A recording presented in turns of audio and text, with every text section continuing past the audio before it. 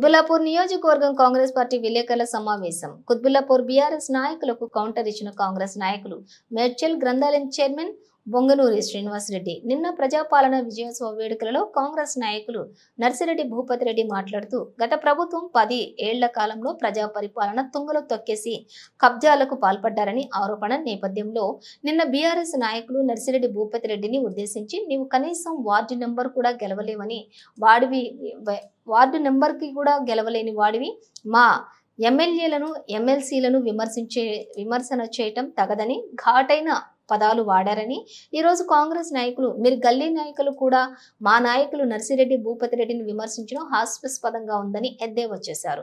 ఈ కార్యక్రమంలోని మేడ్చల్ జిల్లా గ్రంథాలయ చైర్మన్ శ్రీనివాసరెడ్డి ఉన్నారు. సాయంత్రం టీఆర్ఎస్ అలియాస్ బీఆర్ఎస్ కుత్బుల్లాపూర్ నాయకులు కొంతమంది టీపీసీసీ ప్రధాన కార్యదర్శి భూపతి రెడ్డి గారి పైన అవాకులు చెవాకులు పేలుతూ నానా రకాలుగా మాట్లాడుతూనే ఉన్నారు. ముఖ్యంగా వాళ్ళకి ఒకటే హెచ్చరిస్తూ ఉన్నాం, ఆయనను వ్యక్తిగతంగా దూషించే బదులు గత 10 సంవత్సరాలలో మీ బీఆర్ఎస్ అధికారంలో ఉన్నప్పుడు కుత్బుల్లాపూర్ నియోజకవర్గంలో ఏమైనా అభివృద్ధి చేశారా, లేక మీ ఆస్తులు పెంచుకునే విధంగా మీ నాయకులు వ్యవహరించారా, మీ నాయకులను మీరు అడిగితే బాగుంటుందని చెప్పేసి కుత్బుల్లాపూర్లో ఉన్నటువంటి బీఆర్ఎస్ నాయకులకు అందరినీ అడుగుతా ఉన్నాను. కొంతమంది మాట్లాడుతూ భూపతి రెడ్డి గారు వార్డు మెంబర్ కానీ లేదా ఎలాంటి పదవులు చేయలేదని చెప్పేసి మాట్లాడుతూ ఉన్నారు. ప్రజాస్వామ్యంలో వార్డు మెంబర్ ముఖ్యమే, కానీ ఆయన ఒక కర్మాగారం, రాజకీయ నాయకులను తయారు చేసేటువంటి ఒక నాయకత్వ లక్షణాలు ఆయన దగ్గర పుష్కలంగా ఉన్నాయి. ఎంతోమందిని కూడా ఎంపీటీసీలుగా, సర్పంచ్లుగా, వార్డు మెంబర్లుగా తన వ్యక్తులను గెలిపించుకొని ఆయన హుందాగా ఒక రాజకీయ పాఠశాలను స్థాపించినటువంటి వ్యక్తి ఆయనను ఈరోజు మీరు వ్యక్తిగత దూషణలో దిగడం మంచి పద్ధతి కాదు. ఎందుకంటే ఇది ప్రజాస్వామ్య పద్ధతిలో మీరు రాజకీయ విమర్శలు చేస్తే బాగుంటుంది తప్ప మీరు వ్యక్తిగత దూషణలు పోతే మా కాంగ్రెస్ పార్టీ కూడా చూస్తూ ఊరుకోదు. మాకు కూడా చాలా వస్తాయి వ్యక్తిగత దూషణలు తిట్టాలంటే, కానీ మేము సంస్కారవంతమైన రాజకీయాన్ని మేము నడుపుతూ ఉన్నాం. అలాగే టీఆర్ఎస్ నాయకులు మీరు చాలా జాగ్రత్తగా ఉండాలని చెప్పేసి సందర్భంగా హెచ్చరిస్తూ ఉన్నాను. మీరు గతంలో ఎలాంటి అభివృద్ధి కార్యక్రమాలు చేయకుండా కూడా కాంగ్రెస్ పార్టీ రోజు రాష్ట్రంలో గత సంవత్సరం నుంచి 6 గ్యారంటీల అమలు విషయంలో కానీ, పేద ప్రజలను ఏ విధంగా అభివృద్ధిలోకి తీసుకురావాలని చెప్పేసి కాంగ్రెస్ పార్టీ, కాంగ్రెస్ ప్రభుత్వం అంచెలంచెలుగా దశల వారీగా అభివృద్ధి చేస్తూ ఉంటే మీరు ఓర్వలేక ఎక్కడికక్కడ కాంగ్రెస్ పార్టీ కార్యకర్తలను మానసికంగా కృంగదీయాలన్న ఒక ఉద్దేశంతో, ఒక ప్రణాళికతో మీరు ఇటువంటి. అలాగే మీ ఎమ్మెల్యే గారిని అడగండి, గతంలో 2014లో అధికారంలోకి వచ్చినప్పుడు మీ టీఆర్ఎస్ ప్రభుత్వ పెద్దలు ఈ చిన్న పసిగుడ్డును పట్టుకొని కాంగ్రెస్ పార్టీ నాయకులు అవాకులు చెవాకులు మాట్లాడుతున్నారని చెప్పేసి, తెలంగాణ వచ్చిన పసిగుడ్డును పట్టుకొని చెప్పేసి మాట్లాడుతున్నారని చెప్పేసి మీరు ఒక 5 సంవత్సరాల కాలం వెల్లదీస్తూ, తర్వాత రెండోసారి అధికారంలోకి వచ్చిన తర్వాత తెలంగాణను మొత్తం పూర్తి స్థాయిలో ఆర్థిక అత్యాచారానికి గురి చేసినటువంటి దౌర్భాగ్యులు మీరు. ఎక్కడికక్కడ విధ్వంసం,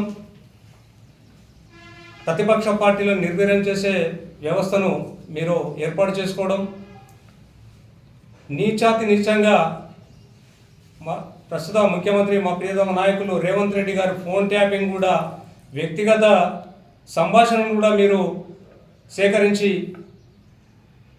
ఒక నికృష్టమైనటువంటి రాజకీయ క్రీడకు పాల్పడిన వ్యక్తులు మీరు. అటువంటిది మీరు కాంగ్రెస్ పార్టీని, కాంగ్రెస్ నాయకులను కానీ, కాంగ్రెస్ వ్యవస్థను కానీ విమర్శించే స్థాయి మీది కాదు. మీరు గల్లీ లీడర్లు, మీరు రోజు ప్రభుత్వ భూములు అమ్ముకుంటూ, ప్రభుత్వ భూములు ఎక్కడ ఉన్నా కబ్జాలు చేస్తూ, ఒక 100 గజాలు దొరుకుతుందా, 50 గజాలు దొరుకుతుందా, ఎక్కడ అమ్ముకొని తిందామని చెప్పేసి నాయకులు మీరు మా కాంగ్రెస్ పార్టీ గురించి, మా కాంగ్రెస్ పార్టీ నాయకుల గురించి మాట్లాడతారా? ఎక్కడున్నారు మీరు కాంగ్రెస్ పార్టీలో అని చెప్పేసి భూపతి రెడ్డి గారి గురించి మాట్లాడుతూ ఉన్నారు. ఆయన ఏ రోజైనా కూడా వేరే పార్టీలకు మారిండా? కాకపోతే 9 సంవత్సరాలు స్తబ్దగా ఉండొచ్చు, అయినా కూడా ఆయన నరనరణ కాంగ్రెస్ పార్టీ జీర్ణించుకొని ఉన్నది. 2022 నుంచి ఆయన తిరిగి కాంగ్రెస్ పార్టీలో పూర్వవైభవం తీసుకురావాలని చెప్పేసి ఎక్కడికక్కడ ఏ మీటింగ్లు అయినా కూడా కాంగ్రెస్ పార్టీని తన జెండాను భుజాన వేసుకొని కుత్బుల్లాపూర్ నియోజకవర్గంలో ఒక ఉత్సాహాన్ని నింపినటువంటి వ్యక్తి. మీరు కాంగ్రెస్ పార్టీలు ఎక్కడున్నారు? అధికారంలోకి వచ్చిన తర్వాత మీరు మాట్లాడుతున్నారంటే, అధికారం లేనాడు కూడా 10 సంవత్సరాల నుంచి కూడా టీఆర్ఎస్ ప్రభుత్వాన్ని, టీఆర్ఎస్ ప్రజా వ్యతిరేక విధానాలను కూడా ఎండగడుతూ ప్రజాస్వామ్యంలో ప్రజాస్వామ్యయుతంగా పోరాడినటువంటి వ్యక్తులు మేము. మాకు పూర్తి స్థాయిలో వెన్నుదల నుండి మాకు ఈ విధంగా మీరు నడుచుకోవాలని చెప్పేసి సూచించిన వ్యక్తే భూపతి రెడ్డి గారు. మీరు ఆయన గురించి మాట్లాడడం పద్ధతి కాదు.